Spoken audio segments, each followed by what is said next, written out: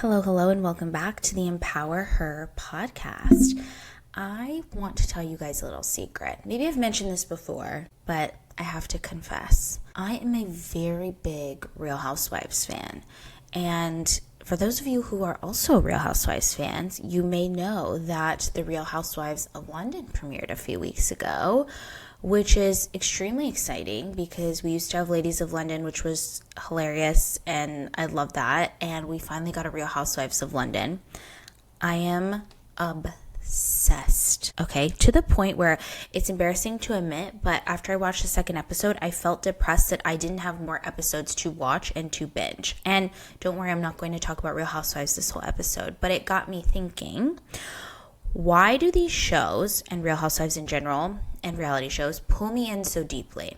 Okay, so I'm someone who has always enjoyed looking at, watching, and being excited by kind of all the amazing things in life, right? And I love summer, right? Like when this show started, it started in August, so technically still summer. And where I live, the weather is still kind of summery in September anyways.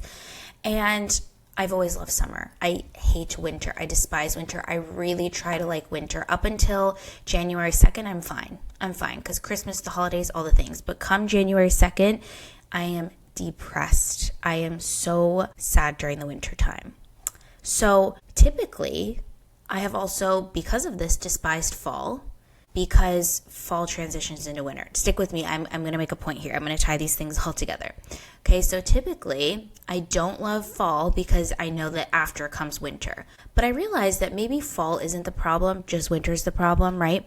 So when I'm watching Real Housewives of London, right, it's about March and April when they're filming, which to me, when you're watching it and the way they dress and kind of the weather, it feels very kind of fall vibes. So I was watching and I'm like, wow, like I'm kind of craving fall.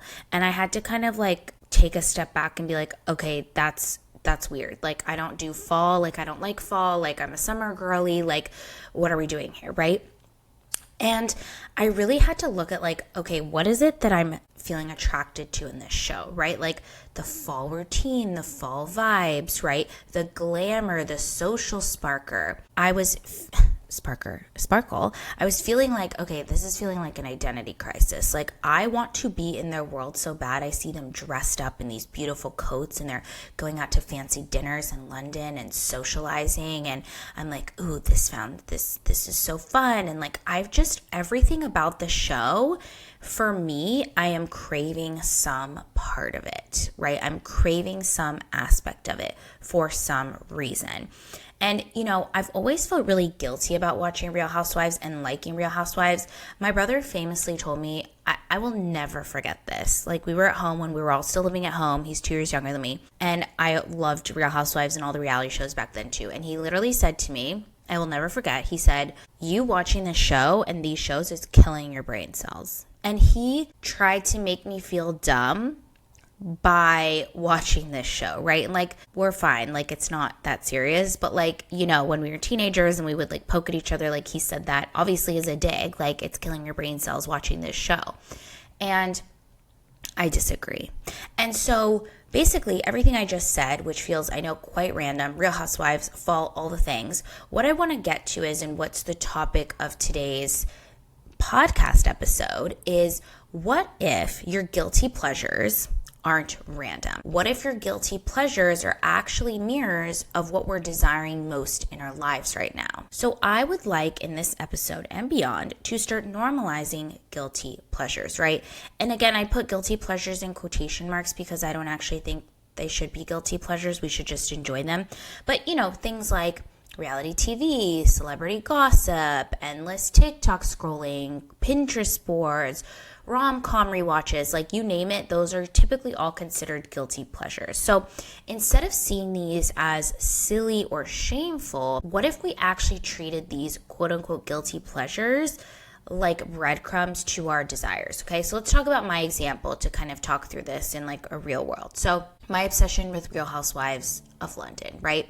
For me, it's not about the drama. I actually don't like the drama. It gives me anxiety. But what I do love about the show is the glamour, the dinners that they have, the main character energy, right? Because Real Housewives is often about like these women who have this main character energy, and that's why they have conflict. And most of these women are also older, right? Like I'm in my 30s. These women are typically in their later 40s, 50s, sometimes 60s, depending on which franchise you watch. And these women are more successful. Obviously, they pick people who are successful, who have a lot of money in one way or another. They drive fancy cars, live in big houses. And it's not that I'm aspiring to have a certain car or a certain house or be able to spend thousands of dollars a day on nothing. That's not what it is. But it's that these women live in a form of success, in a form of glamour that I personally think I would enjoy, that I would like. And again, that like fall vibe too, which, you know, we can look at this in terms of like in general what we desire, but also in the moment, right? So like, you know, we're in summer right now. Technically, I know this episode comes out like mid-September, but like, you know, it's still summer vibes, like in terms of the weather. And it's technically, sorry guys, technically still summer until September 20, whatever. What is it? 4th, 1st, whatever it is. I digress. So it's like me craving a routine. Like I've had a lot of, you know, mini travels this summer, you know, gone to different places. I've been out of my routine, and like I get to a point, I'm someone where I do crave routine. So seeing them in their fall vibes in this sort of homey environment, I'm like, ooh, I crave that routine of kind of just being home, doing my day-to-day, hanging out with friends rather than traveling so much, which is ironic because I will be traveling end of September, but that's a whole nother story. But again, like this is what I'm craving, right? This is what I want. And it's not that these things all necessarily feel possible, right? Like especially the glamour and the glitz and all those things, but it feels within reach. If they can do it, so can I. And it's more about, when I watch this show, the aura that resonates with me. This main character energy is something I've been working on in my life, especially as a Leo rising, like just tapping into that main character energy, having more visibility, more confidence, more structure. And it also, the show, I'm seeing what other people have, and it's giving me ideas on what I want to manifest. Things like, oh, maybe I want this or maybe I want that, right? At the end of the day, you don't know what you don't know. So watching these shows, especially of people in the upper 1%, for me, again, for this situation, I'm thinking, oh, I didn't even know that you could pay for these things. I didn't know you could have these things. And it's giving me a sense of like, okay, what is it that they have, and how could I maybe, you know, also manifest this into my life? I tell you guys this a lot when we talk about manifesting. I do my vision boards from October to April. So for me, that's coming up, is my new vision board. I have already been starting to think about it. So it really gives me some good ideas on what I could start manifesting as well. And again, thinking about things that maybe we've never thought of before. And it's about understanding these guilty pleasures and understanding what it is we want to take from them and what part of it actually resonates with us. So I want to talk about some examples of guilty pleasures and what they could reveal about you. Again, these are more like generalized. It would be specific to you, but just something to start really thinking about. So reality TV in general, especially things like Real Housewives, Kardashians, these shows like Selling Sunset and other real estate shows, they're often depicted women with a lot of money, glamour, visibility, unapologetically being themselves and self-expression. So maybe if you're, you know, really interested in these shows, that's something that you crave, right? Maybe if you watch home makeover shows, you have a desire for order, for beauty, having control over your environment, creating a space that feels homey, that feels beautiful to you. For those of you that like true crime, it could be that you're interested in clarity, in safety, potentially in problem solving, having a deeper curiosity about people's psyche and how the way that they work and the way they make decisions, maybe because there's aspects in your personal life where you're trying to understand that. So that's also interesting. For those of you that love travel vlogs, right, either on YouTube or mini ones that are posted on TikTok, maybe you're craving that freedom, novelty, expansion, creativity, right? Like traveling can give you a sense of expansion and trying new things. It can bring a lot of creativity. So maybe it's that you're feeling like you need more of that in your life. Food, cooking shows could be you crave indulgence, slowness, sensuality, nurturing. You want to be at home, create new things, something maybe that feels like more grounding to you. So I really think, and I implore you, and again, like you can just enjoy your guilty pleasures without having to analyze them. But if you are feeling guilty, or you are feeling any sort of way, or you feel like you're having an identity crisis, or you want to get more out of it, I really implore you to think of the content that you binge and try to understand what it is that you're craving because of this, right? And again, this can be like many different things. Like, are you attracted to certain people, relationship dynamics, the way people are styling and dressing? Maybe it's money. There are so many different things that can inspire us and that we can yearn for. And at the end of the day, right, like they say, if you really want something, it's because you're meant to achieve it. I truly believe that. And I know this is kind of woo-woo, but like if there's something in your life that you want, that you crave, it's because it's meant to happen for you in this lifetime. It's something meant for you, right? So if you're, thinking of yourself like, okay, I want to one day have a business, right? You're not thinking about that on accident, right? By accident. It's because that is something that you actually are meant to achieve in this lifetime. If it wasn't something you are meant to achieve, you wouldn't be thinking about it. It wouldn't come into your ether. It wouldn't even be on your radar. So let's talk about how you can actually use your guilty pleasures as manifestation tools. I'm going to give you a little step-by-step on how you can go through this. So the first step is just to notice. First, notice, pay attention to what lights you up, even if you feel embarrassed, okay? Even if you feel embarrassed. Ask yourself, you can do a journal exercise as well. Say, what am I binging or drawn to again and again right now? What are those things? Just write it down. Step 2 is to name the desire.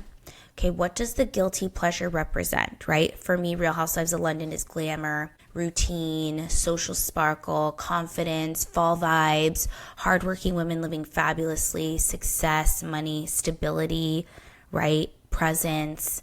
That's what that means to me. So name the desire. Write it down. Name it. And try not to put any sort of shame or guilt on it. And then step 3 is really drop the shame, right?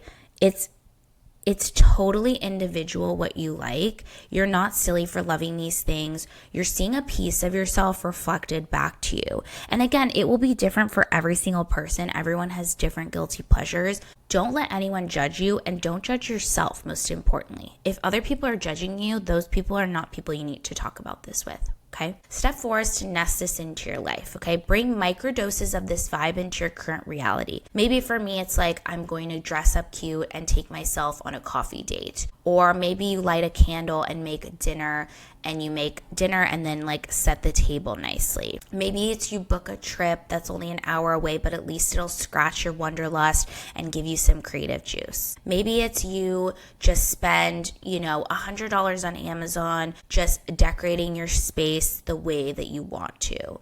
Maybe it's you buy one piece of really fabulous clothing to represent the elevated version of yourself. Maybe you close a business deal and celebrate with a bottle of champagne, right? Like, what are those small things you can do that will help you start to embody that version of yourself? And again, it's not spending a bunch of money that you don't have or doing things that you don't have resources and access to.